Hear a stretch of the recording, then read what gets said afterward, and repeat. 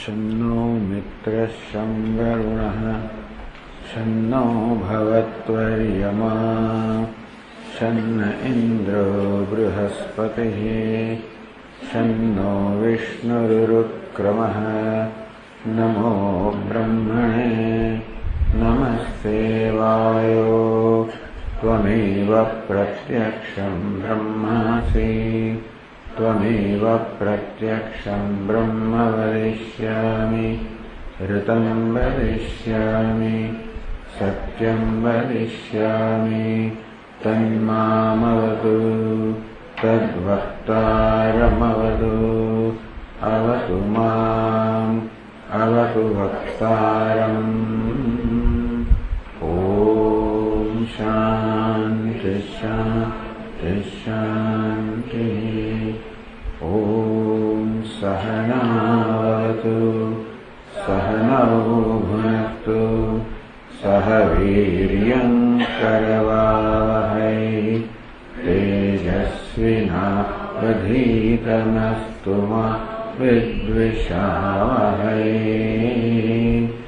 ॐ शान्ति शान्ति शान्तिः ॐ भद्रं कर्णेभिः शृणुयाम देवाः भद्रं पश्येमाक्षभिर्यजत्राः स्थिरैरङ्गैस्तुष्टुवपुंसस्तनूभिः यशेम देवैतं यदायुः स्वस्ति न इन्द्रो वृद्धश्रवाः स्वस्ति नः पूषा विश्ववेदाः स्वस्ति नस्तार्क्ष्यो अरिष्टनेमिः स्वस्ति नो बृहस्पतिर्दधातु ॐ शान्ति शान्ति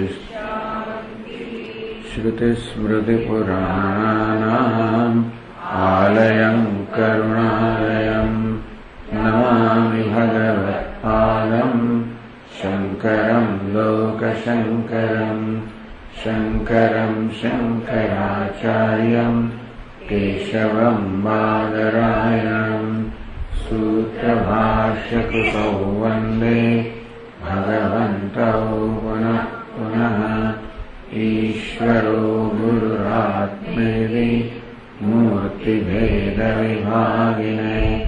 व्योमवद्व्याप्तदेहाय दक्षिणामूर्तये नमः यस्य निःश्वसितं वेदाः यो वेदेभ्योऽखिलं जगत् निर्ममेतमहं वन्दे विद्यातीर्थमहेश्वरम्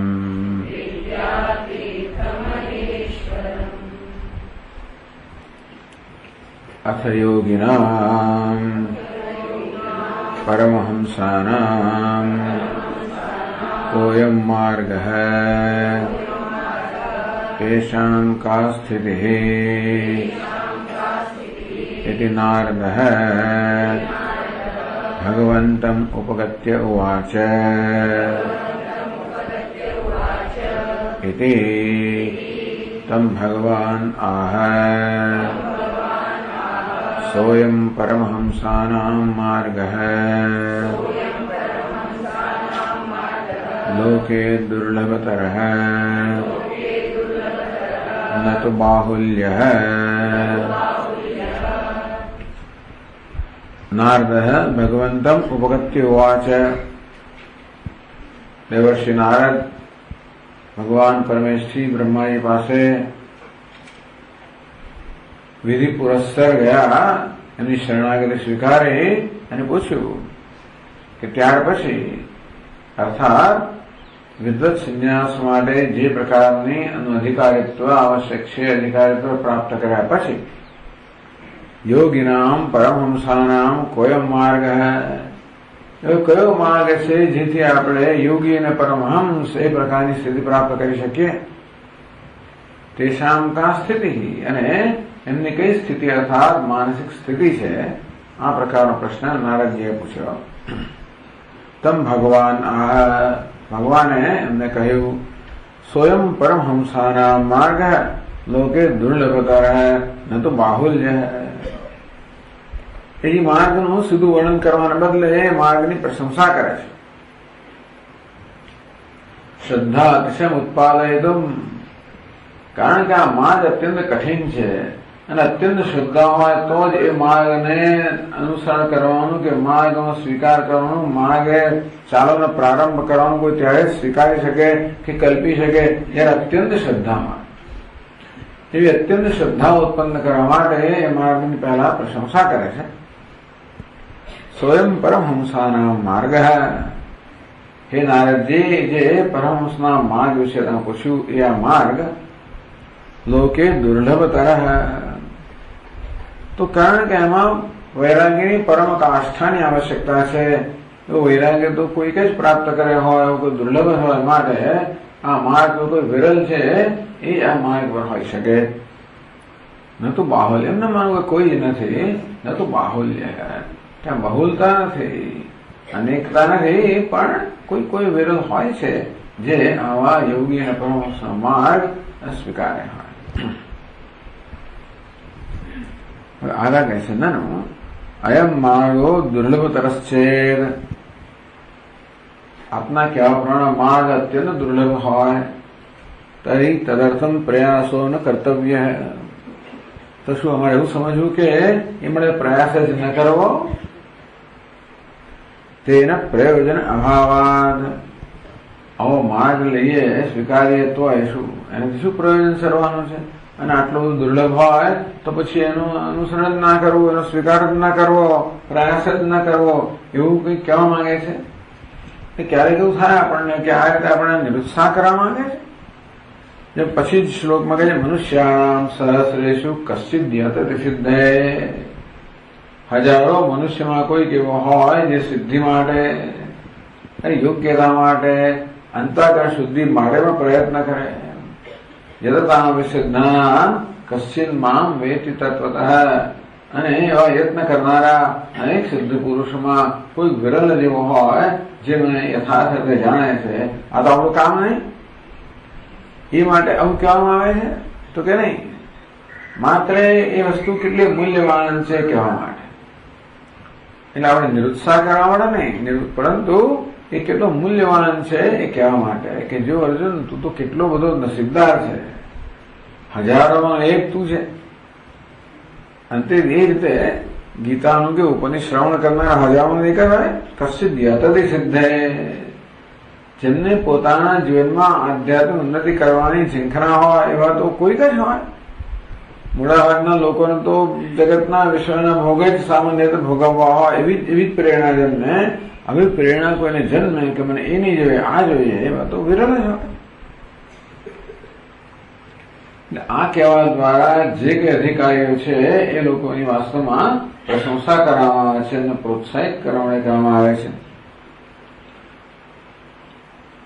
એટલે આપણે નિરુત્સાહ કરવા મળે ને, પણ સદા પણ કોઈ આપણે આવું કહે એટલે એવું એનો અર્થ છે કે મારે છોડી દેવું, મારે પ્રયાસ જ ન કરો, એવું એનું કહેવાનો ભાવાર્થ છે.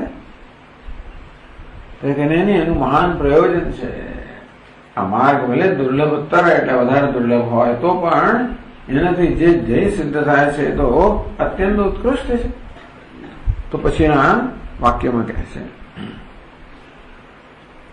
યદી એકોપી ભવતી સ એવ નિત્યપૂતસ્થઃ સ એવ વેદ પુરુષઃ ઇતિ વિદુષો મન્યન્તે. ઇતિ, આ ઇતિ આપણું છે. એ ઇતિ તો ટેક્સ્ટનું નથી, ઉપનિષદનું નથી. ઇતિ ઇતિ કે અહીંયા આવ્યા છે એટલે તો ત્યાં ઇતિ પાછું બોર્ડમાં છાપ્યું છે એટલા માટે.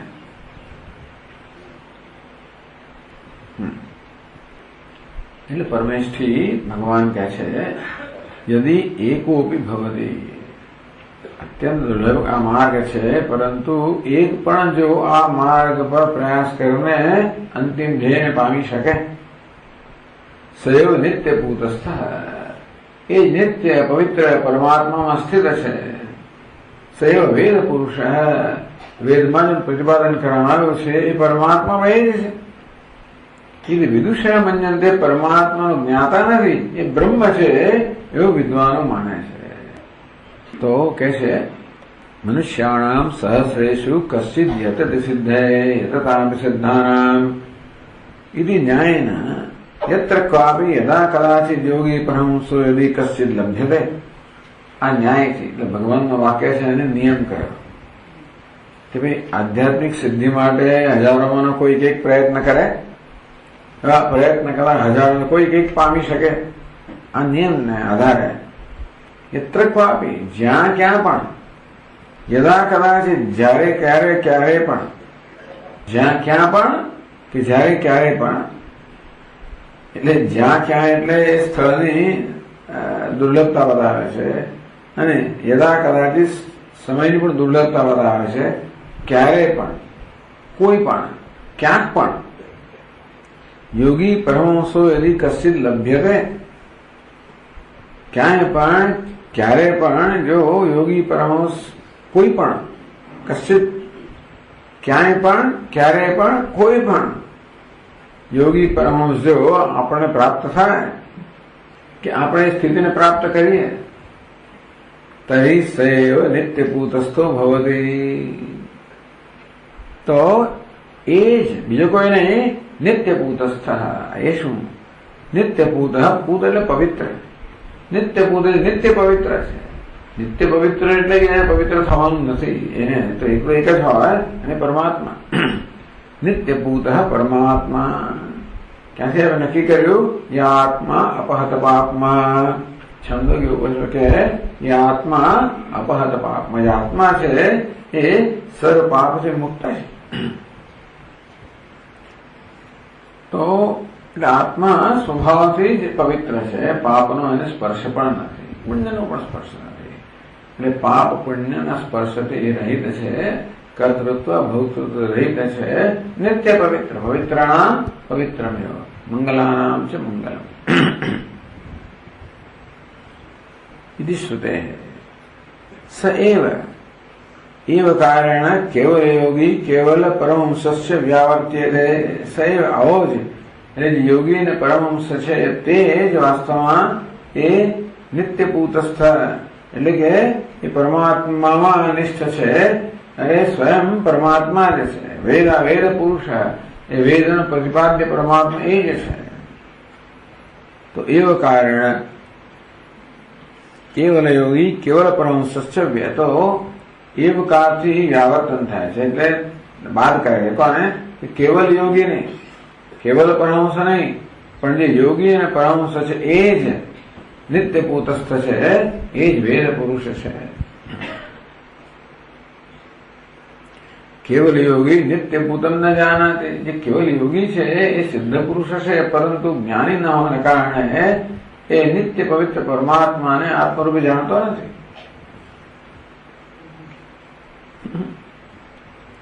કેવલ પરમહંસ જાનન્નપી ચિત્ત વિશ્રાંતિ અભાવાત બહિર્મુખો બ્રહ્મણી ન તિષ્ઠતિ. કેવલ પરમહંસ હોય પણ યોગી ના હોય, એટલે ચિત્તની એકાગ્રતા ન હોય, ચિત્તમાં પ્રશાંતિ ન હોય, તો જાનન્નપી તત્વ જાણે છે, પણ ચિત્ત વિશ્રાંતિ અભાવાત, ચિત્તની વિશ્રાંતિ એટલે ટૂંકમાં હજી વાસનાઓ હોવાને કારણે બહિર્મુખ, એ બહિર્મુખ છે. એ વાસનાઓ અંદર કઈ સૂક્ષ્મ રાગ દ્વેષ હજી એને બહાર ખેંચી જાય છે.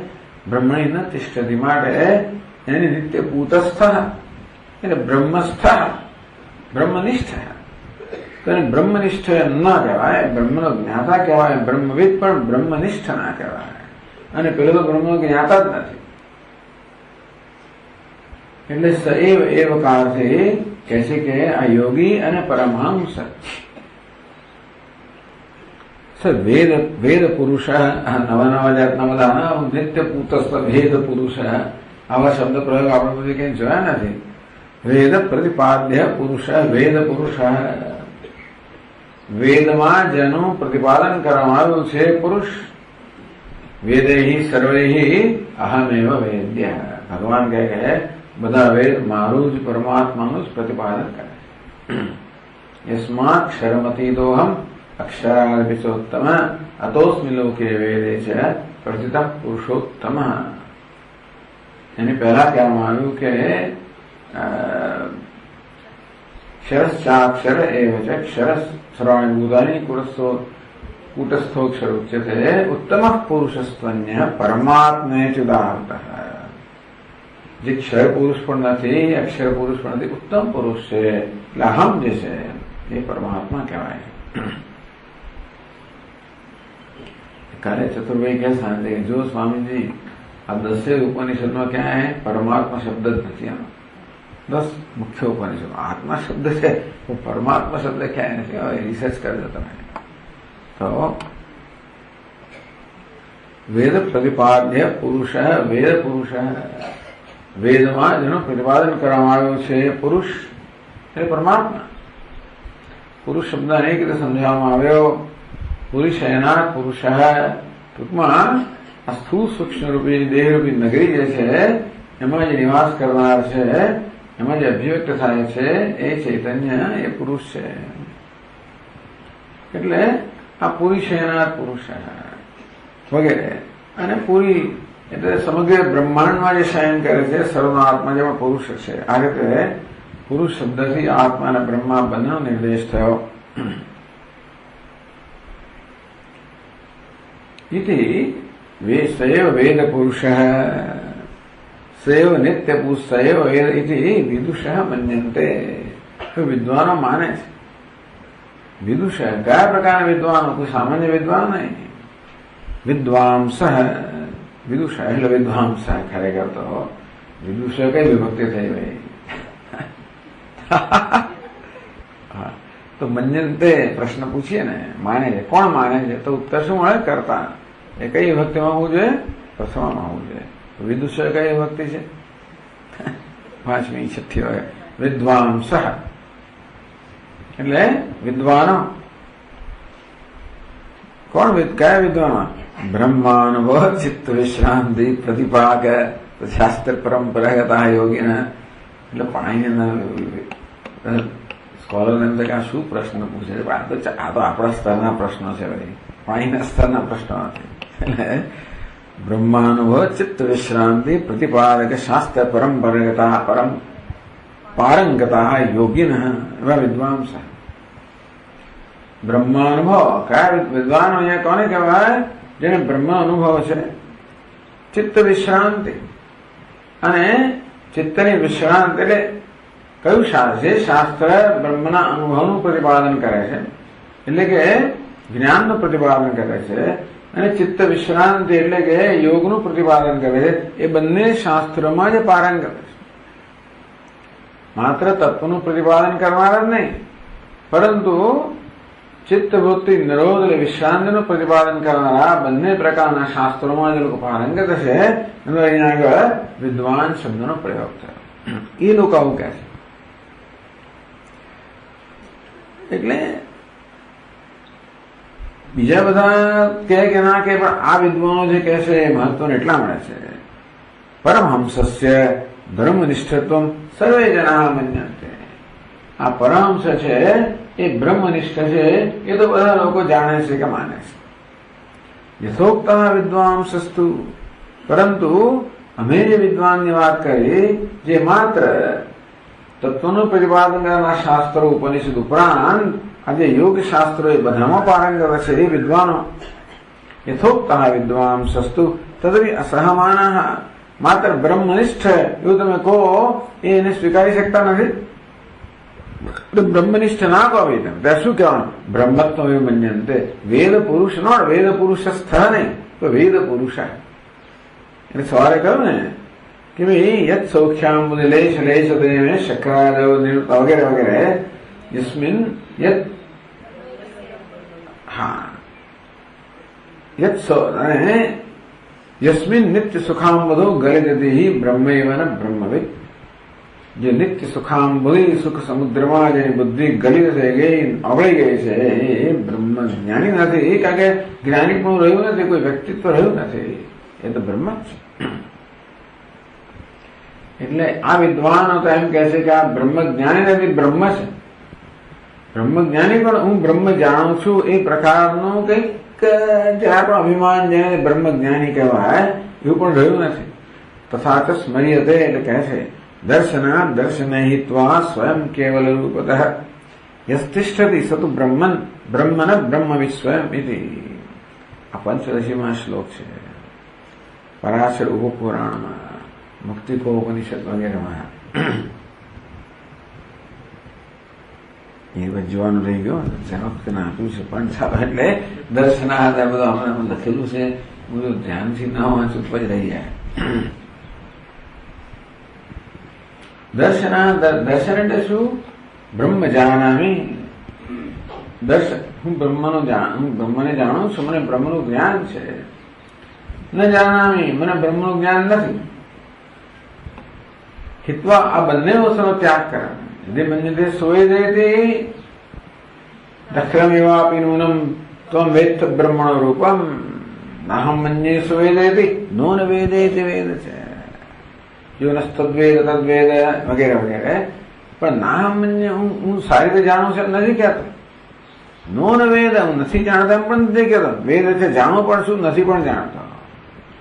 એટલે અહીંયા કહે છે જાણું છું એટલે કે નથી જાણતો ત્યાગ, નથી જાણતો જાણું છું નો ત્યાગ.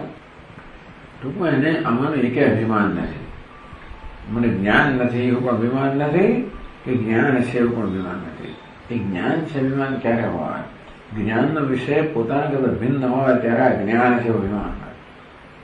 ન જાણનારો તો જ્ઞાન નથી એવું અભિમાન હોય. એટલે જ્ઞાન છે પણ એ બ્રહ્મને પોતાના કરતા ભિન્નતા નથી જાણતો.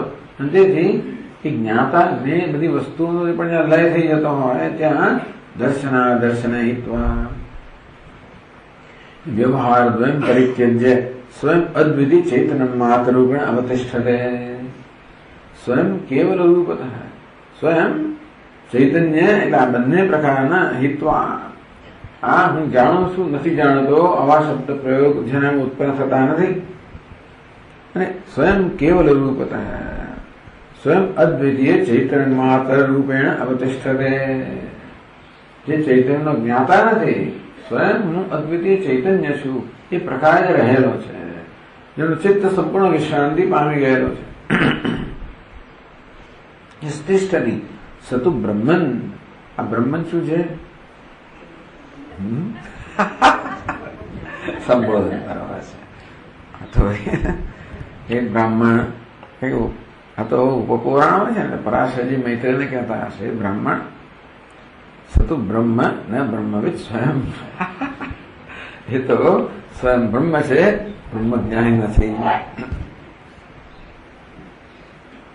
એ પેલા એ કહ્યું ને, અમે પ્રશ્ન ઉઠાવ્યો હતો ત્યાં પહોંચો કે આ માગ અત્યંત દુર્લભ હોય તો એનો અર્થ એને વડે પ્રયાસ પણ ન કરવો જોઈએ કે એમાં શું પ્રયોજન છે. પ્રયોજન ભાવાર્થ આ બધું તકલીફ લેવાનું કોઈ પ્રયોજન છે તો મહાન પ્રયોજન છે. શું પ્રયોજન છે? કારણ કે એ બ્રહ્મ બની ગયા છે. એ બ્રહ્મ જ્ઞાની પણ નથી રહેતો, સ્વયં બ્રહ્મ બની ગયા છે.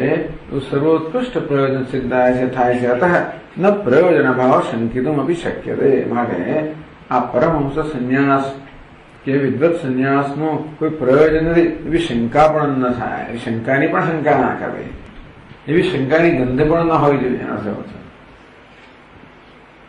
નિત્યપૂતસ્થત્વમ વેદ પુરુષત્વમ છે મુખતઃ વિશદયન. હવે નિત્યપૂતસ્થ તો આપણે સમજાવ્યું કે નિત્યપૂત પરમાત્મા તસ્મિન સ્થિત. વેદ પુરુષ વેદ પ્રતિપાદ્ય પુરુષ વેદ પુરુષ આ પ્રકારે ગ્રંથકારે સમજાવ્યું. પણ એટલે એ શું? નિત્યપૂતસ્થ નિત્યપૂત એટલે નિત્ય પવિત્ર પરમાત્મામાં નિષ્ઠ હોવું કે સ્વયં બ્રહ્મ હોવું એટલે શું? સ્વયં વિશદયન મુખતઃ પોતાના શબ્દોથી પોતે એને સ્પષ્ટ કરે છે. અર્થાત અને એને કારણે અર્થાત કા સ્થિતિ એમ કહેવા દ્વારા ટૂંકમાં નિત્યપૂતસ્થ અને વેદ પુરુષત્વ એ કહેવા દ્વારા એ પરમહંસની શું સ્થિતિ છે એ પણ પ્રશ્નનો ઉત્તર અહીંયા આગળ કહે છે, સૂત્ર રૂપમાં આપે. સૂત્ર એ પછી એનો વિસ્તાર થશે તો કહે છે મહાપુરુષ યચ્ચિત્તમ તત્સર્વદા મયि એવ અવસ્થાપયતે તસ્માत् અહં ચ તસ્મિન્નેવ અવસ્થિતઃ ઇતિ. એ મહાપુરુષ જે છે એનું જે ચિત્ત છે સદા મારામાં જ અવસ્થાપિત કરે છે. મારામાં આ તો ગુરુજી કહે છે, ભૂલી ગયા કે હું કોણ છું, હું વક્તા છું એમ નહીં, હું એટલે પરમાત્મામાં એમના આત્મભાવ ટૂંકમાં એ પરમાત્મા ભાવને કહે છે. એટલે એવું નથી કે આજે બ્રહ્માજીનું ચિત્ત છે ને, બ્રહ્માજી અત્યારે હું એવો શબ્દ પ્રયોગ કરે ભગવાન કે ને વારંવાર શું છે મય્ય મનાદત્સ્વ મય બુદ્ધિમ નિવેશ વગેરે વગેરે. એટલે એ પરમ બ્રહ્મ સમજવાનું કે સગુણ બ્રહ્મ જે કંઈ પણ એમાં વ્યક્તિ સમજવાની નથી. અહીં પણ મય એટલે મારામાં, એટલે એ બ્રહ્માજી વ્યક્તિ સમજવાની નથી. પરમાત્મા એટલે કઈ નિત્ય પૂતસ્થ એટલે શું? મય એવ સર્વદા ચિત્તમ અવસ્થાપયતિ. એનું ચિત્ત મારામાં હંમેશા નિષ્ઠ રહે છે, અવસ્થિત રહે છે, મારામાં જ ચોંટેલું રહે છે, મારામાં એક થયેલું રહે છે. અને વેદ પુરુષ એટલે શું? તસ્માત અહં ચ તસ્મિન એવ અવસ્થિત, એટલે હું પણ એનામાં અવસ્થિત છું. એટલે એ મારામાં અવસ્થિત છે, હું એનામાં. એટલે ઉદારા થયો જ્ઞાની ત્વાત્મયમેવતઃ આસ્થિતસ્ય યુક્તાત્મા મામેવાનુત્તમાં ગતિમ અહં ચ મમ પ્રિય. એટલે એ મારો આત્મા છે. જ્ઞાની ત્વાત્મયમેવતમ, એ તો મારો આત્મા જ છે. એટલે સમજાવતા ગ્રંથકાર કહે છે વૈદિક જ્ઞાન કર્મ. એક તો પેલા મહાપુરુષ એવો શબ્દ પ્રયોગ થયો. વૈદિક જ્ઞાન કર્માધિકારીશુ પુરુષેશુ મધ્યે. આ વેદમાં પ્રતિપાદન કરવામાં આવ્યું છે જ્ઞાન અને કર્મના અધિકારી બધા છે. એમાં યોગિના પરમહંસસ્ય અત્યંતમ ઉત્તમત્વાત મહાપુરુષત્વ. આ યોગી છે અને પરમહંસ છે બધામાં અત્યંત ઉત્તમ છે. એટલે જ્ઞાનનો અધિકારી જે મુમુક્ષુ છે તે કર્મ અધિકારી જે કર્મઠ છે બંને કરતા અત્યંત શ્રેષ્ઠ હોવાને કારણે મહાપુરુષત્વ માટે એને મહાપુરુષ કહેવામાં આવે. સામાન્ય પુરુષ નહીં પણ મહાપુરુષ. એટલે આ બધા કરતા ચડિયા પર કર્માધિકારી કરતા કે જ્ઞાનાધિકારી કરતા સચે મહાપુરુષ યચ્ચિત્તમ સ્વકીયમ યચ્ચિત્તમ. એનું જે ચિત્ત છે તે તત્ સર્વદા મયી એવ અવસ્થાપયતિ. એ મહાપુરુષ છે, પરમહંસ યોગી છે, કે છે કે એનું જે ચિત્ત છે સદા મારામાં જ સ્થાપિત કરે છે, મારામાં જ રહેલું છે એનું ચિત્ત. એવું કેમ? સર્વદા. હા, એ તો સર્વદા મય ક્યારેક ક્યારેક અવસ્થાપિત થાય જુદી વાત છે, પરંતુ સર્વદા એવું સર્વદા ક્યારે થાય? સર્વદા તો જ થાય જ્યારે આત્મરૂપે જાણવામાં આવ્યું હોય. એક આત્મા સ્વયં પ્રકાશ છે, તેથી એ તત્વને આત્મરૂપે જાણવામાં આવ્યું હોય તો જ આત્માની નિષ્ઠા સર્વદા હોય છે. આપણું ચિત્ત ક્યારે આત્માથી તો અલગ હોય જ ના શકે. એમ અલંકાર ક્યારે સુવર્ણથી અલગ હોય જ નહીં, તેવી રીતે ચિત્ત આત્માથી અલગ હોય જ નહીં. એ તો નથી હોતું, છતાં બહિર્મુક્તાને કારણે પોતાને અલગ માને છે, જુદી વાત છે. પણ બહિર્મુક્તા સંપૂર્ણ દૂર થઈ ગઈ. કહે છે કે સંસાર ગોચરાણામ તદીય ચિત્તવૃત્તિનામ અભ્યાસ વૈરાગ્યાભ્યામ નિરુદ્ધત્વાત. અભ્યાસ અને વૈરાગ્યના અભ્યાસથી, અભ્યાસના વૈરાગ્યથી નહીં પણ વૈરાગ્યના અભ્યાસથી, સ્વ અભ્યાસ અને વૈરાગ્યથી. અભ્યાસ એટલે પોતાના ધ્યેય વિશેનું ધ્યાન કરવું. વૈરાગ્ય એટલે જે વિષય આપણને વિક્ષિપ્ત કરતો હોય એમાંથી રાગ દ્વેષથી મનને મુક્ત કરવો. તો એ જે સામાન્ય રીતે ચિત્તવૃત્તિઓ સંસાર ગોચર હોય છે, સંસારના પદાર્થોમાં ભટકતી હોય છે રાગ દ્વેષને કારણે, એ રાગદ્વેષનો અભ્યાસ અને વૈરાગ્યથી, ટૂંકમાં આત્માને સતત આત્મામાં ચિત્તને એકાગ્ર કરવાના અભ્યાસથી અને અનાત્માના મિથ્યાત્વના દર્શન રૂપે વૈરાગ્યથી. તો અનાત્મા જેમાં ચિત્ત વારંવાર જતું રહેતું હોય એ મિથ્યા છે.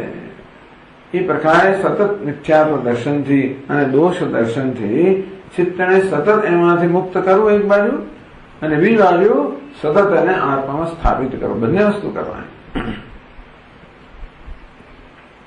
એક સમય એવો આવે કે એને ચિત્તવૃત્તિ ત્યાં જતી જ નથી. ટૂંકમાં એના મિથ્યાત્વનો નિશ્ચય દ્રઢ થઈ ગયો, અને તેથી એનો વૈરાગ્ય અત્યંત પરિપક્વ થયો, તો પછી એને ચિત્ત ત્યાં જતું જ નથી. ક્યાં રહે છે? આત્મામાં રહે છે, મારામાં રહે છે, કે છે પરમાત્મામાં રહે છે. અતએવ ભગવાન પ્રજાપતિ શાસ્ત્ર સિદ્ધમ પરમાત્મા સ્વાનુભવ પરામર્શન મયી ઇતિ વ્યપદી છે. એટલે એકદમ ભગવાન પ્રજાપતિ પરમાત્મામાં એવું કહ્યું, મારામાં એવું કહી દીધું. શાસ્ત્ર સિદ્ધમ પરમાત્માનમ, પરમાત્મા એ શાસ્ત્ર સિદ્ધ છે, શાસ્ત્ર જન્મ પ્રમાણ છે. શાસ્ત્ર એટલે વેદ પુરુષ કહેવાય ને, કે શાસ્ત્રમય એમ કહેવાથી શાસ્ત્રમાં પ્રતિપાદિત જે પરમાત્મા છે એને માટે મય હું એ પ્રકારનો સર્વનામનો પ્રયોગ કરે છે. પરમાત્માના સ્વાનુભવેને પરામર્શન, પોતાના પરોક્ષ અનુભવ થી એનો પરામર્શ કરે છે, એનો નિર્દેશ કરે છે. મય ઇતિ વિપદિશતે, તેથી એ પરમાત્માને હું એ પ્રકારે એનો નિર્દેશ કરે છે. એટલે અહીંયા હું જે સર્વનામ મય એ હુંની સાતમી વિભક્તિ થઈ મારામાં. તો મારામાં એટલે કોનામાં? હુંમાં. હું એટલે કોણ? તો પરમાત્મા. કયો? આપ તો ક્યાં પરમાત્મા છે? અર્જુન કે મારે આપ શું કહી રહ્યા છે? બધી વસ્તુ મને આપને સમર્પિત કરી, તમને નહીં. એટલે હું એટલે કોણ? હું એટલે પરમાત્મા. તેથી યત કરોષી દર્શનાસી જુહોસી તત્પુરુષ મદર્પણ સર્વધર્માન પ્રત્યે મામ એકમ શરણમ વ્રજ. મામ એટલે કોણ? ભલે એનો અર્થ પછી કૃષ્ણના ભક્તો શ્રી કૃષ્ણ એવું કરે, પણ એવું ક્યાંય ગીતામાં હું એટલે શ્રી કૃષ્ણ એવું કહ્યું નથી. એવું કોઈ સમીકરણ બતાવ્યું નથી. હું એટલે ગીતાના વક્તા શ્રી કૃષ્ણ છે તો બરાબર છે. અર્જુનના સંબોધન પર આપણે કહી શકીએ વારંવાર સંબોધન કરે છે. બાકી તો હું એટલે વ્યક્તિ શ્રી કૃષ્ણ એવી જાતનું ક્યાંય કહેવામાં નથી આવ્યું. હુંનું જયારે નિરૂપણ કર્યું તો મત્તઃ પરતરમ નાન્ય કિંચિદ અસ્તિ ધનંજય એમ કહ્યું ને, હું તો જગતનું એક અદ્વિતીય કારણ છું એમ એવું જ કહેવામાં આવ્યું છે.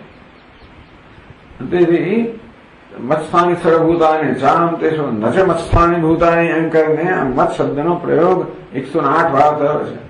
મને કોઈ વાર જ માત્ર ભાઈ પાંડવાનામ ધનંજય એમ કરીને વિષ્ણુના વાસુદેવ એવી વખતે કદાચ વ્યક્તિ એ કદાચ એવું કહેવામાં આવ્યું હોય તો, બાકી ભાગ્યે આ હું શબ્દ છે આ શરૂઆતના પહેલા અધ્યાયમાં કહેવામાં આવે, પાંચ ઋષિકેશ વગેરે વગેરે. પણ પછી ક્યારે હું શબ્દનો પ્રયોગ ઋષિકેશ કે શ્રી કૃષ્ણ એવા વ્યક્તિના હાથમાં થયો ને.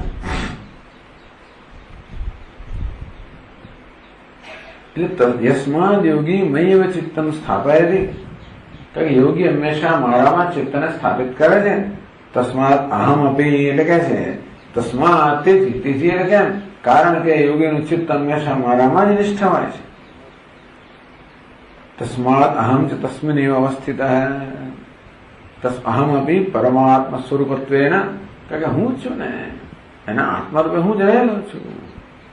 તેથી તેષામ અહમ અજ્ઞાન નાશયામી આત્મભાવસ્થ આત્મભાવસ્થ, તો એમના ચિત્તમાં આત્મરૂપે હું જ રહેલો છું. તેથી એનું ચિત્ત મારા નિષ્ઠ તો હું પ્રગટ થઉં.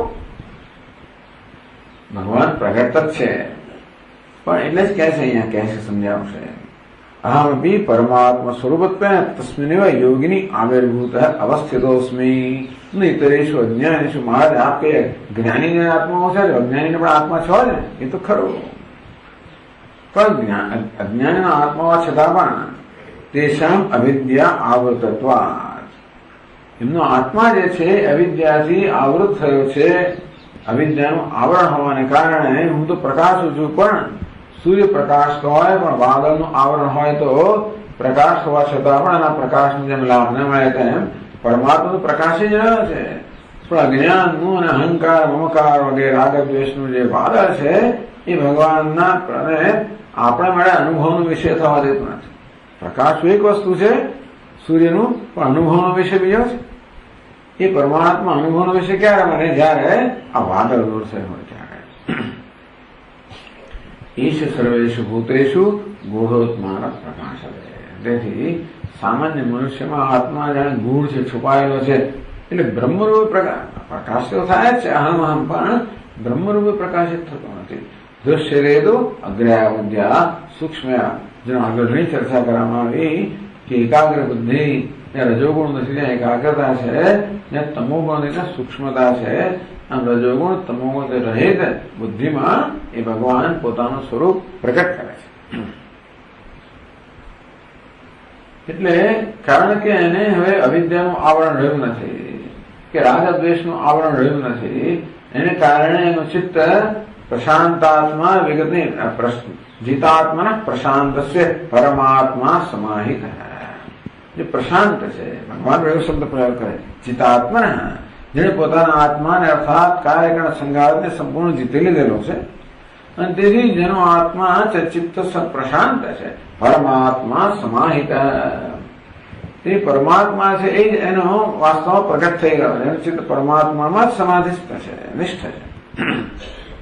એટલે એના ચિત્તમાં પરમાત્મા એના પૂર્ણ વિભૂતિ રૂપે, મહિમા રૂપે પ્રકાશમાન છે. આપણા દરેકમાં પરમાત્મા પ્રકાશમાન છે. એનો મહિમા ઓછે વત્તે ઊંચે આપણા શરણ પ્રકાશિત થાય છે. પરંતુ એના પ્રકાશિત થવામાં બધા જ અવરોધો જેના દૂર કર્યા છે, એમાં પરમાત્મા એની પૂર્ણ મહિમામાં પ્રકાશિત થાય છે. એટલે કે હું પણ એના ચિત્તમાં પરમાત્મા રૂપે, એટલે એનો અહમ કેવો છે? પરમાત્મા, એ જ પ્રકાશિત થાય છે.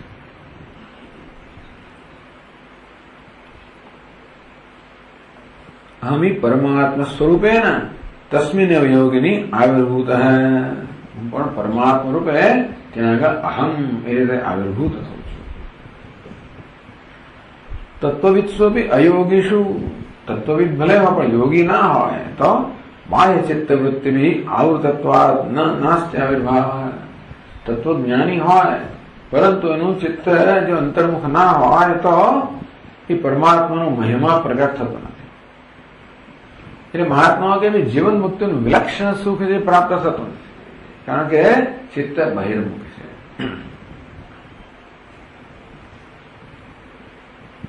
હવે ઇદાનીમ કોયમ માર્ગ ઇતિ પૃષ્ઠમ, એમણે એની સ્થિતિ વિશે પણ પૂછ્યું છે અને માર્ગ વિશે પણ પૂછ્યું છે. કોયમ માર્ગ તેશામ કા સ્થિતિ. તો માર્ગ એટલે કહેવામાં કે બહારનો વ્યવહાર કેવો છે, બહારના ચિહ્નો કેવા છે, એ માર્ગ. એની ચિત્તની સ્થિતિ કેવી છે, એની સ્થિતિ. તો ચિત્તની સ્થિતિની વાત કરી. સૂત્રેથી કા સ્થિતિ પ્રશ્નથી ઉત્તરમ, ટૂંકમાં સૂત્ર રૂપમાં એ પ્રશ્ન ઉત્તર આપ્યો. એનું ચિત્ત મારામાં સ્થિત છે અને હું એનામાં સ્થિત છે. હા, માર્ગની વાત કરે. માર્ગ તો ગૌણ વસ્તુ છે, છતાં એટલે એની પાછળથી વાત કરે છે, એનો ઉપદેશ કરે છે પછીના ફકરામાં. અસૌ સ્વપુત્ર મિત્ર કલત્ર બંધ્વાદીન શિખાયજ્ઞોપવીતે સ્વાધ્યાયમ ચ સર્વકર્માણિ સંન્યસ્ય અયમ બ્રહ્માંડમ ચ હિત્વા કૌપીનમ દંડમ આચ્છાદનમ ચ સ્વશરીર ઉપભોગાર્થાય લોકસ્ય ઉપકારાર્થાય ચ પરિગ્રહેત. આવો જે છે, જે અધિકારી છે, એને શું કરવું જોઈએ? સ્વપુત્ર મિત્ર કલત્ર બંધ્વાધીન, પોતાનો પુત્ર મિત્ર, કલત્ર એટલે પત્ની, બંધુ એટલે સગાવાળા, મિત્ર બધાને સંન્યાસ્ય, આ બધાનો ત્યાગ કરે. શિખા યજ્ઞોપવીતે સંન્યાસ્ય, શિખા અને યજ્ઞોપવિત જે વૈદિક કર્મના અધિકારીત્વ પ્રતીક છે એનો પણ ત્યાગ કરીને સ્વાધ્યાય સંન્યાસ્ય વેદનું અધ્યયન છે એનો પણ ત્યાગ કરે. આ બધી ગૃહસ્થની આ બધી ફરજો છે. નિત્ય નૈમિતિક કર્મ 5 પ્રકારના યજ્ઞ કરવાના હોય એમાં એક બ્રહ્મ યજ્ઞ છે. એમાં સ્વાધ્યાય પોતાના વેદની શાખાનું અધ્યયન પઠન વગેરે કરવું જોઈએ.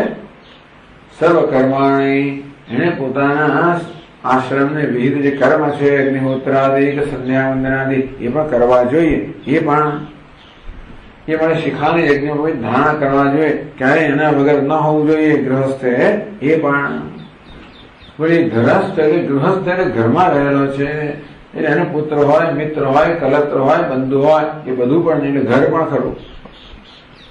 આ બધાને છોડીને ઘરમાં રહેવું તો બની જ ના છે. એટલે ઘર પણ ખરું. અયમ બ્રહ્માંડમ છે હિત્વા. બોલો ભાઈ, અયમ બ્રહ્માંડ બરોબર લાગે છે?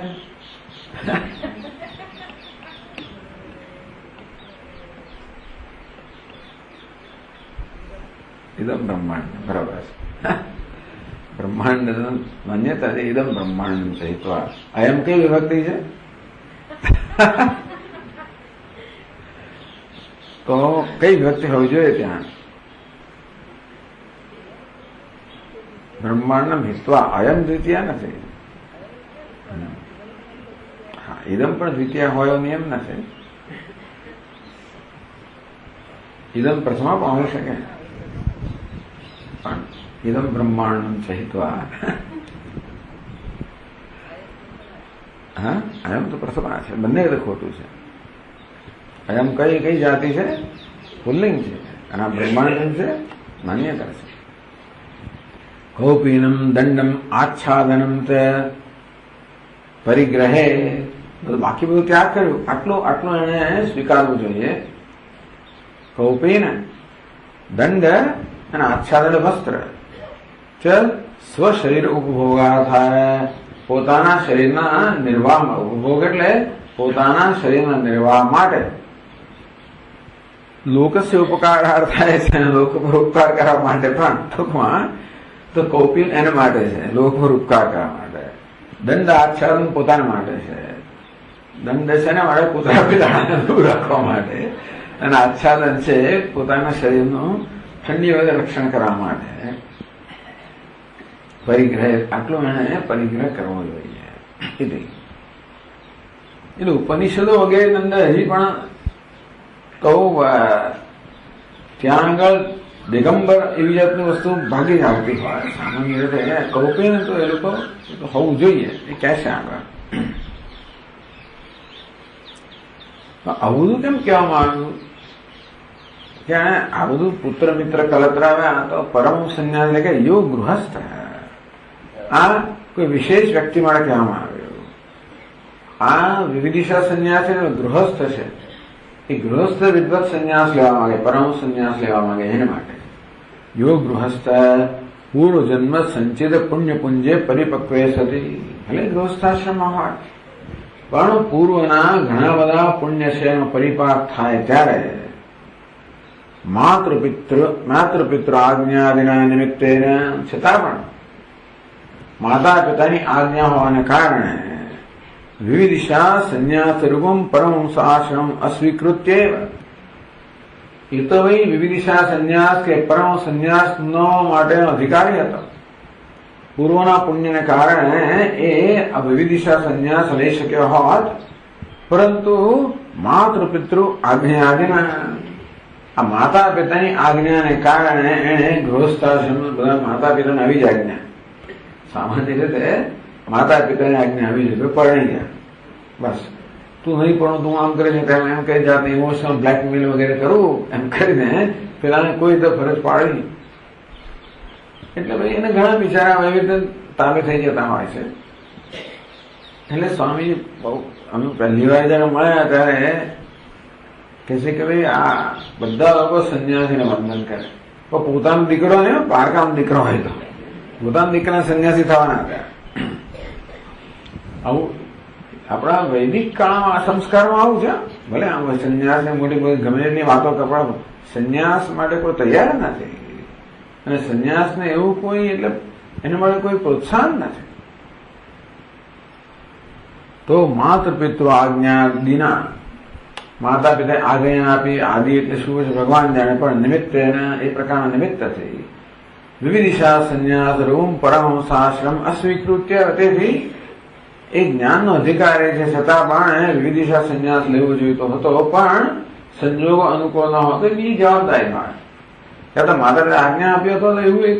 ત્યારે પણ જયારે બ્રહ્મચારીઓને આપણે લઈએ ત્યારે એ વસ્તુ જોવાનું કે એના ઘરમાંથી નીકળવાને કારણે એના ઘરના બધા લોકો છે, માતા પિતા વગેરે હોય, એ લોકો નિરાધાર તો નથી બની જતા ને. એટલે એ વ્યક્તિના ઘર છોડવાને કારણે બીજા લોકો પર અનેક પ્રકારનું સંકટ આવતું હોય તો પછી આપણે કહીને વિતું રોકાઈ જાય આદિના. એટલે ક્યાં તો એને ફરક પડવામાં આવે માટે એના ગૃહસ્થાશ્રમ સ્વીકાર્યો, અથવા તો ભાઈ મારી માની બેન જેને ફલાણું છે, દીકરું જેને ભણાવવાનું છે, પરણાવવાનું છે, એમ કરતા કરતા ટૂંકમાં એટલે ઘણા લોકો આ રીતે આવા સંજોગોને કારણે પણ ઘર ન છોડે. એટલે પરમહંસ વિવિધિશા સંન્યાસ પરમહંસ છે, પણ એ આશ્રમનો સ્વીકાર કર્યા વગર ગૃહસ્થ જ રહ્યો. શ્રવણાદિ સાધનાને અનુષ્ઠાન, એટલે કે આ શ્રવણ મનન નિધિધ્યાસન જે છે ને એ તો ગૃહસ્થ પણ અનુષ્ઠાન કરી શકે, માત્ર વિવિધિશા સંન્યાસ એવું નથી. પણ ગૃહસ્થાશ્રમમાં પણ એટલે જનક વગેરે તો જ્ઞાની થયા જ ના હોત. તત્વમ સમ્યક અવગચ્છતે કર્મણૈવ સંસિદ્ધિમ આસ્થિતા જનકાદય. એટલે કર્મણી એટલે સાધન, કર્મભીષા, તો કર્મ સાથે વાસ્તવમાં બધા કર્મ દ્વારા અને કર્મ સાથે બંને અર્થ કર્યો. તો શ્રવણાદિ સાધનાને અનુષ્ઠાય, એને ગૃહસ્થાશ્રમ એને શ્રવણ વગેરે સાધન અનુષ્ઠાન કરીને તત્વ સમ્યક અવગચ્છતે, એને તત્વનું સારી રીતે જ્ઞાન થયું.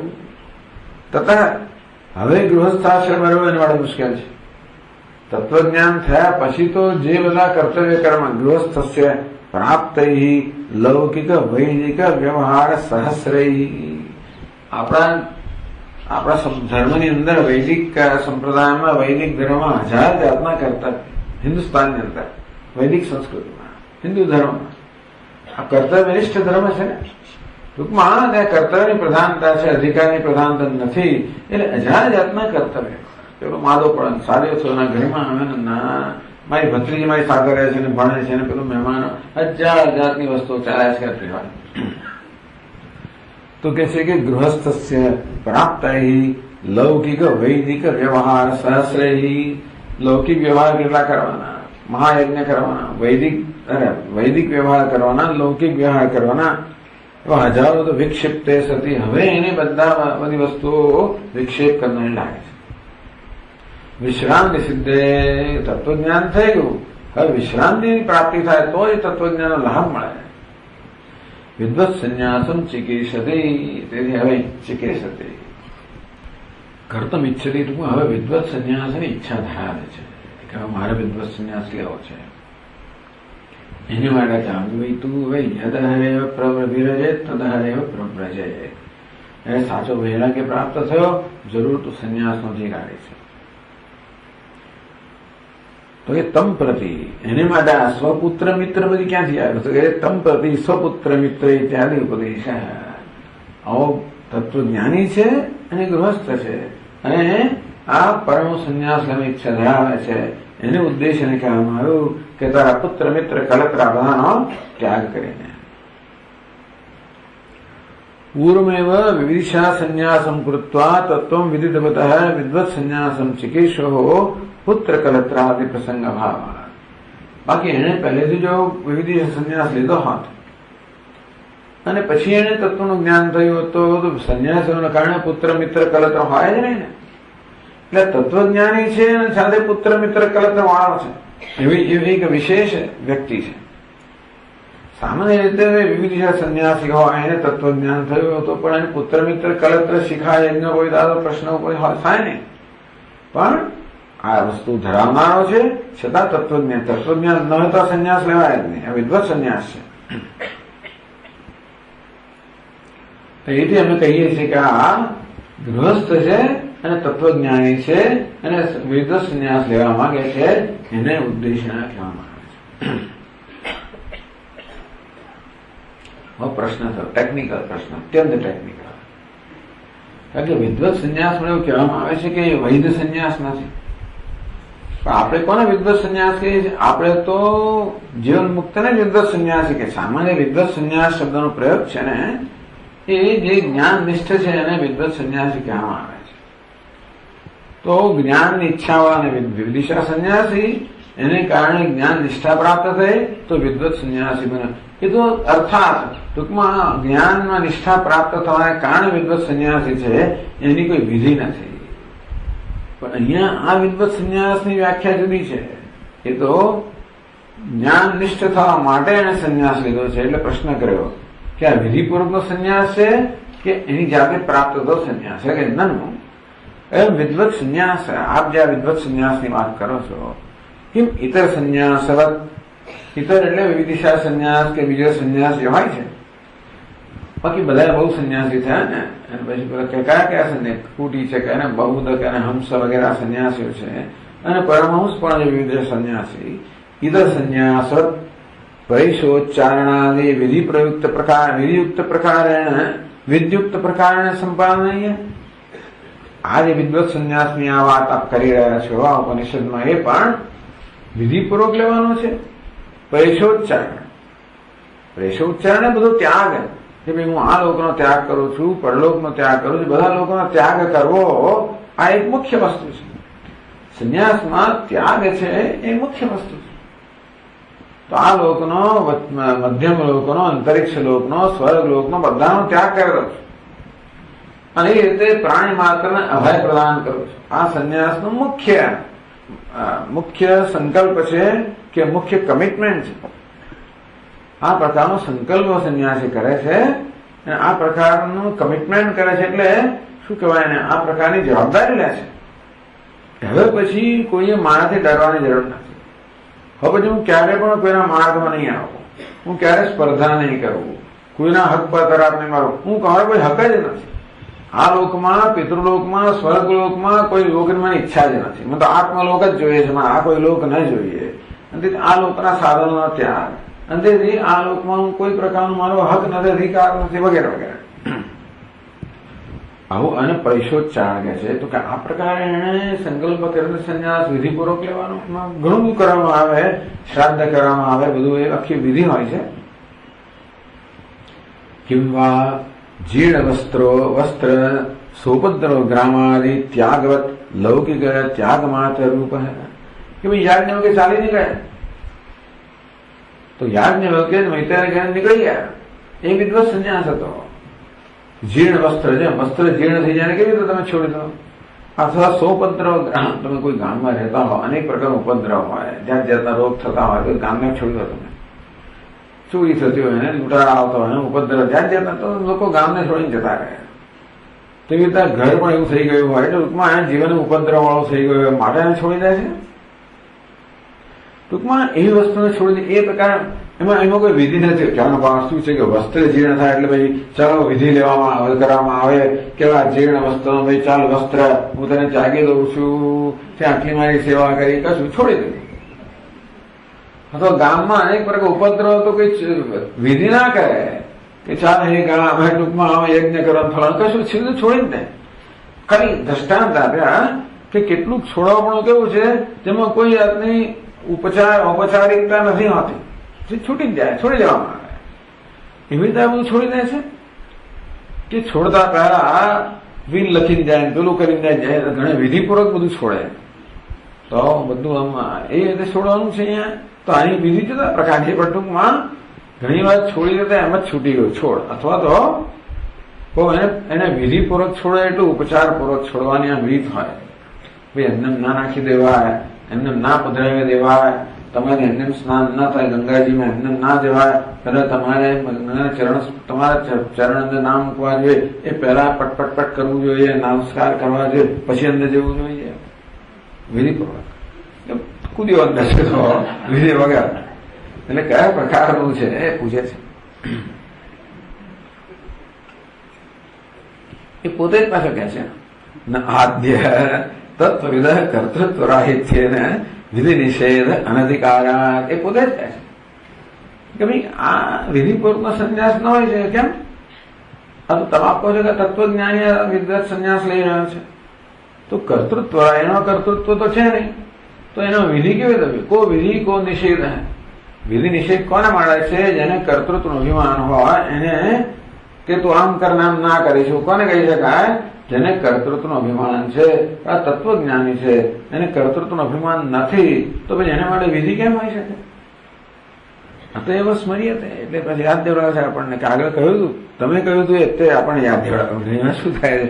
આપણે કોઈને કશું કહીએ પછી આપણને પાછું થાય છે, તમે તો આમ કહેતા હતા, તમે તો આમ કરતા હતા, ચાલો ભાઈ ભૂલ થઈ ગઈ ક્યાં સંભાળવાની જાત નહીં તમે ને. તો જ્ઞાનામૃતેન તૃપ્તસ્ય કૃતકૃત્યસ્ય યોગીને. Did I not tell you? આપણે સ્વામી જાવ કે બહુ સ્વામીને did I not tell you?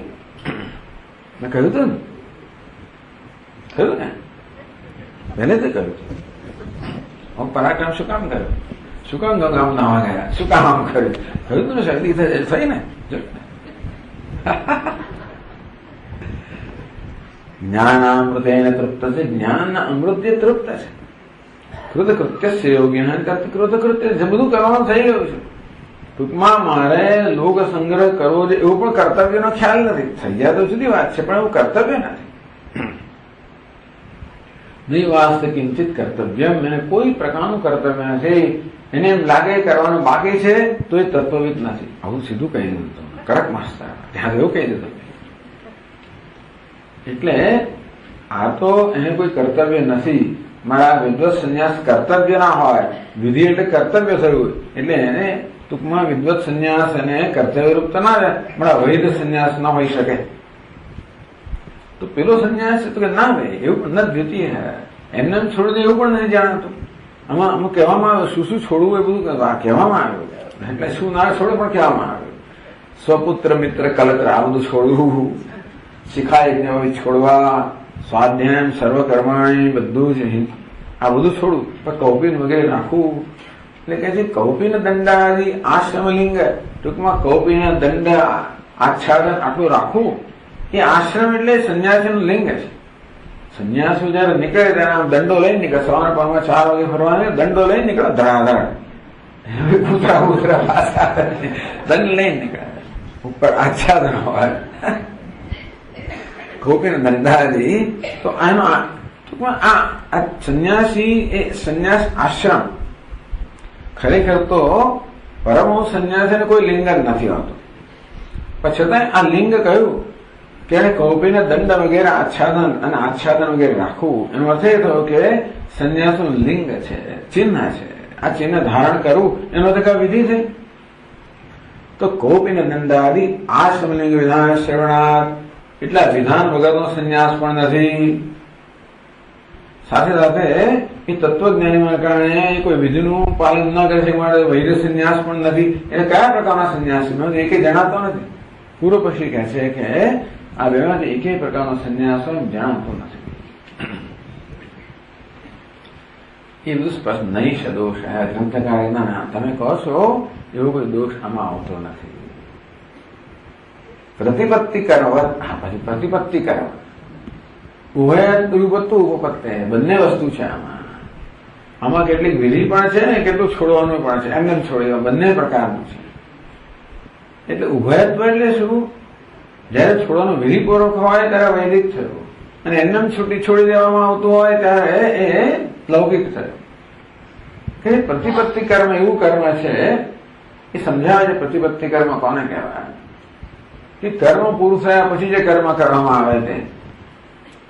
ટૂંકમાં તમે જયારે એ કહેશે ત્યારે વાત કરશું. ટૂંકમાં પ્રતિપત્તિ કર્મ એમાં બંને પ્રકારનું કર્મ છે. વિધિ પણ રહેલી છે અને વિધિ નથી એવું પણ રહેલું છે. એટલે વિધિ રહેલી નથી કારણ કે તત્વવિદ છે. વિધિ રહેલી છે કારણ કે એને અમુક વસ્તુ એને સંન્યાસનું લિંગ છે. તથા એ પોતે સમજાવે છે કે પ્રતિપત્તિ કર્મ એક ટેકનિકલ ટર્મ છે, પારિભાષિક શબ્દ છે. જ્યોતિષ્ટમે દીક્ષિતસ્ય દીક્ષાંગ નિયમ અનુષ્ઠાન કાલે. જ્યોતિષ્ટોમ નામનો એક યાગ છે, એમાં દીક્ષિત જે થયેલો હોય એને માટે દીક્ષાંગ નિયમ અનુષ્ઠાન કાલે દીક્ષા આપવામાં આવે ને તો અનેક બધા નિયમોનું વિધાન કરવામાં આવે. દીક્ષા એટલે ખાલી પેલો દોરો બાંધે ને પેલી શું કહેવાય ને દર એટલું નહીં આવતું. આપણે એટલું જ કરતા હોઈએ છીએ. બહુ તો આપણે દોરો બાંધી આવે એ દરવા આપે ને પતિ એવું નહીં આવતું. કારણ કે આ યજ્ઞ ચાલે ત્યાં સુધી ત્યાર પહેલા ને પછી ને બધું જેમ પેલા શબરીમાલામાં જયારે 41 દિવસ સુધી જાત જાતના બધા એમણે વ્રતોનું પાલન કરવું પડે તેવી રીતે જમીન પર સુવાનું, બ્રહ્મચર્ય, સત્ય વચન આ બધું કહ્યું ને આ બધા નિયમોનું પાલન કરવું પડે. એટલે દીક્ષા આપે એના અંગરૂપ આ બધા નિયમ આવે. એક નિયમ કયો છે ખબર છે?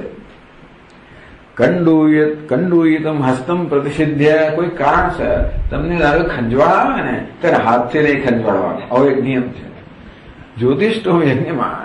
જે ઘણા બધા નિયમો છે એમાં એક નિયમ આ દીક્ષા લીધી એટલે હાથથી નહીં ખંજવાળવાનો. ત્યારે શું કૃષ્ણ વિષાણા રહેતા. આજે છે ને કે કાળિયા, કૃષ્ણ વિષાણા કાળિયા. આ કાળિયાનું શીંગડું છે ને એનાથી ખંજવાળવાનું. બહુ વિચિત્ર વિલક્ષણ વસ્તુઓ વેદમાં પ્રાપ્ત થાય છે. પણ આ તો આપણે કઈ એના વિશે કહી ના શીખ. કારણ કે આ બધી વસ્તુઓ છે ને અપૂર્વ છે.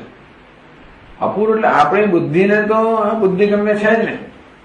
એવું ના કરો તો તમને ફળ ના મળે પાછું. એટલે બધું કરવું જ રહ્યું.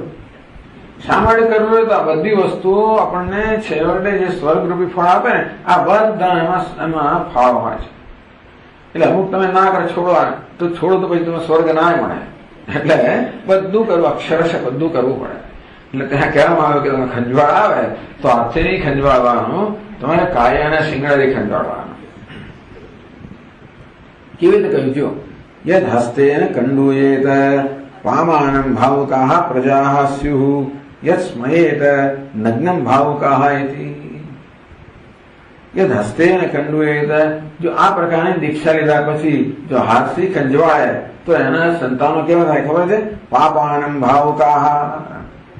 ખસ રોગવાળી થાય. ટૂંકમાં પાપા તો એની પ્રજા ખસ રોગવાળી થાય. અને સ્મયેત તે વખતે જો હશે સ્મયેત તો શું થાય ખબર છે? નગ્નમ ભાવુકાહ. તો લાજ વિહોણી થાય એની પ્રજા. એટલે બહુ ટૂંકમાં આમ જબરદસ્ત એટલે તમને બરોબર એટલે બહુ કડક માસ્તર છે આ બધા. એટલે જડબે સલાહ કહેવામાં આવે કે જરાય હલન ચલન થાય જ નહીં એમના નિયમોમાં. જો તમે આમથી આમ નિયમનો ભંગ કર્યો તો આવું થશે. એટલે આ પ્રકારે ખંજવાળ આવે તો આ કાળિયારના શિંગડાથી ખંજવાળવું. તરત પેલા યાદ હશે તો આમ થશે અને આમ તો આમ થશે. એટલે તરત જ પેલાથી જ ખંજવાળે. પછી શું? આ બધું પૂરું થઈ ગયું. ધારણ કે જ્યોતિષ યાગ પૂરો થઈ ગયો. તસ્યાસ્ય કૃષ્ણ વિષાણાયા સમાપ્તે.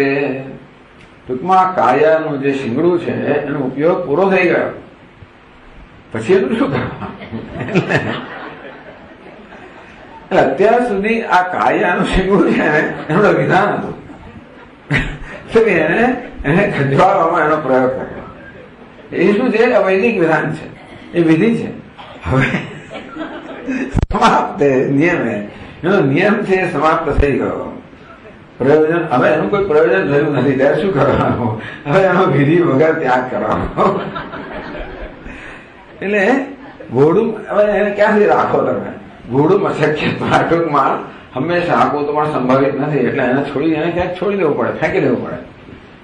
એટલે ત્યાગ સ્વતઃ પ્રાપ્ત. તેથી હવે એને ફેંકવાનું તો તમ ત્યાગમ સબ પ્રકાર વેદ. એને ત્યાગમાં વેદ વિધાન કરે પાછું.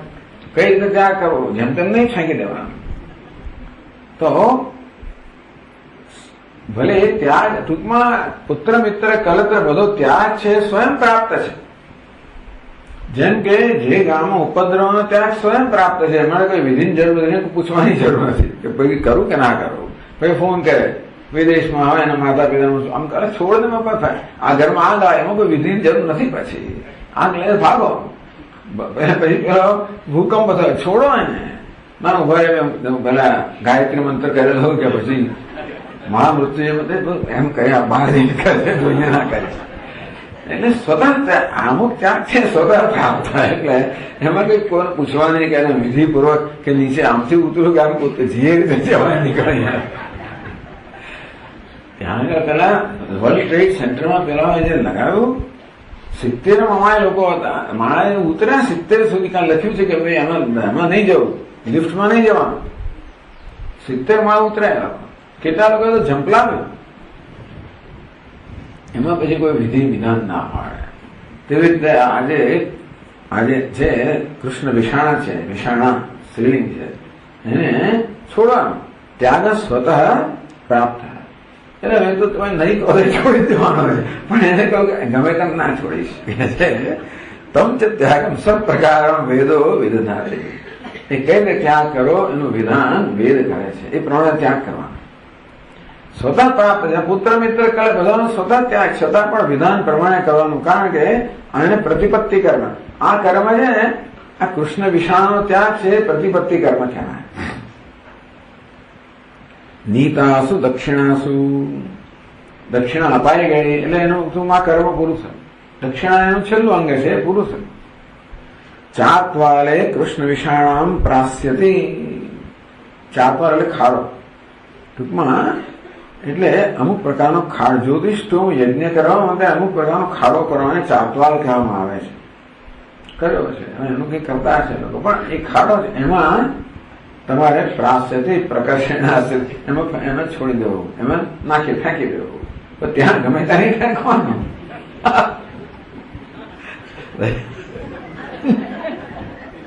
આપણે જેમ કચરો, મને યાદ આવે છે એક નાના પ્રસંગ મેં કહ્યો છે આગળ કે હું નાનો હતો હમણાં મામાને ગયા કેરી આપણે કેરી એકદમ બગડી ગઈ. મેં તો રસ્તા ખંભાત થી આવેલા ને એટલે એવું ટ્રેનિંગ ના હોય બરાબર, એટલે મેં તો ઘરમાં મામાએ કાન પકડ્યા.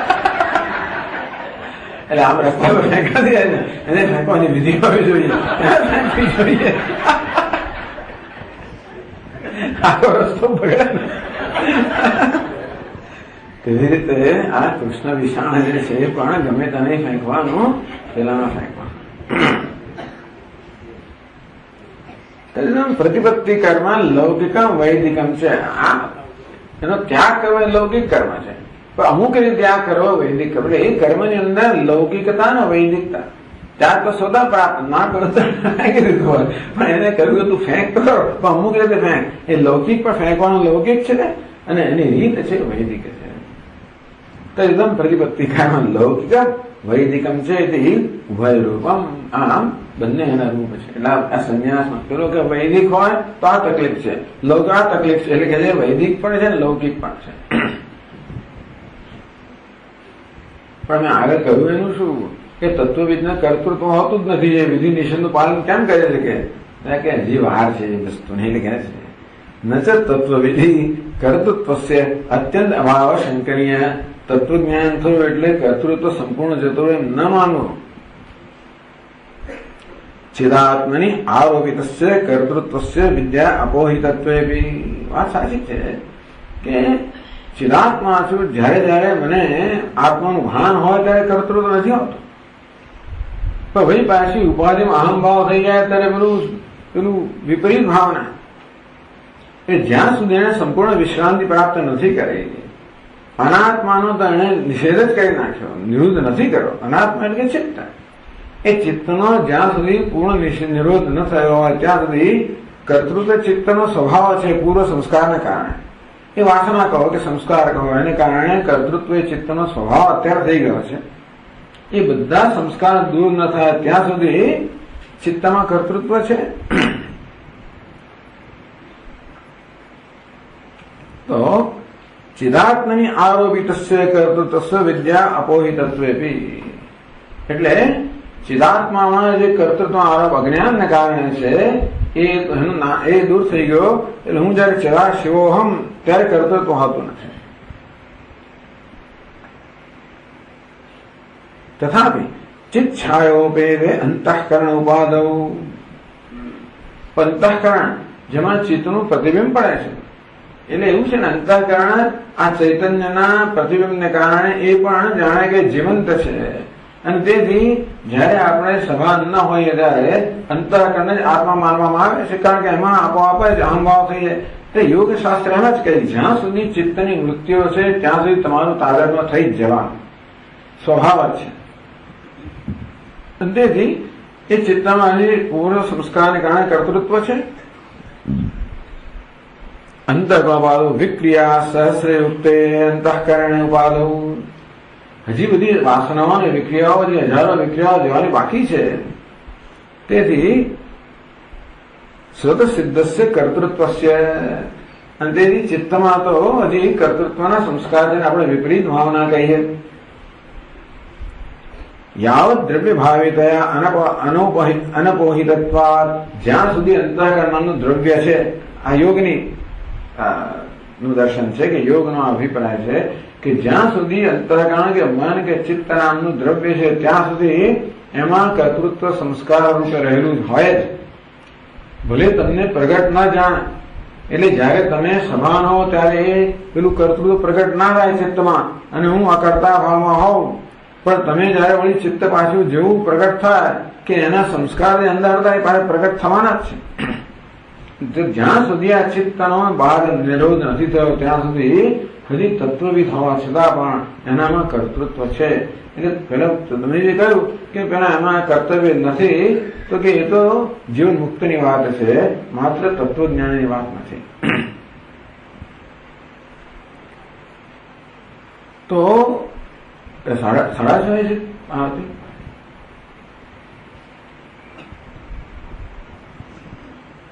તો પછી અમે જે સ્મૃતિ કહી એનો વિરોધ થશે ને. જ્ઞાનામૃતેન તૃપ્તસ્ય કૃતકૃત્યસ્ય યોગિના નૈવાસ્તિ કિંચિત કર્તવ્યમ.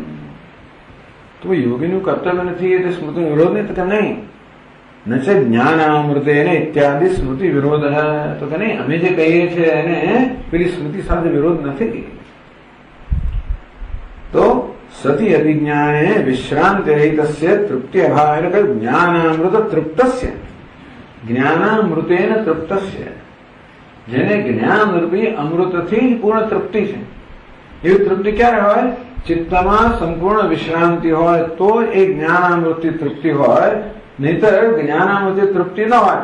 જયારે ચિત્ત વિશ્રાંત હોય એ ક્ષણે તૃપ્તિ હોય, પણ ચિત્તની વિશ્રાંતિ ન હોય તે તૃપ્તિ ન હોય. એટલે આ જે શ્લોક તમે કહ્યો એ માત્ર તત્વજ્ઞાન નહીં, પરંતુ સંપૂર્ણ વિશ્રાંતિ પામેલા જીવન મુક્ત માને છે. પણ ત્યાં એને તત્વવિદની એવી વ્યાખ્યા કરી. ક્યારેક ક્યારેક તત્વજ્ઞાનની આવી જ વ્યાખ્યા, એટલે જ્ઞાન નિષ્ઠાને તત્જ્ઞાન કહેવામાં આવે છે. તો જ્ઞાન નિષ્ઠાને જો જ્ઞાન કહીએ તો પછી સત્પ્રતિબંધકમ જ્ઞાન બી પેલાને કહેવામાં આવે.